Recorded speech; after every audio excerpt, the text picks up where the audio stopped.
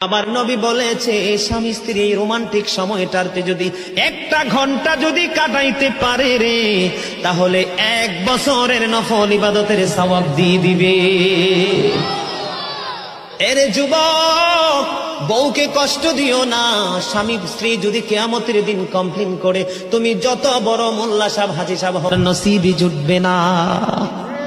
আমি আমার মা আমার বোনদেরকে বলতে চাই, কখনো স্বামীর কলিজায় আঘাত দিও না, কারণ স্বামীর কলিজায় আঘাত দিলে তোমার জীবনে জান্নাত জুটবে না।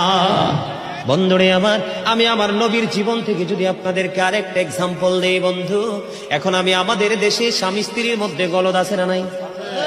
বর্তমান সমাজের যুবক যুবতী, নববধূ নবদম্পতি যারা স্বামী স্ত্রী, তাদের মধ্যে ম্যাক্সিমামই কলহ আছে না নাই?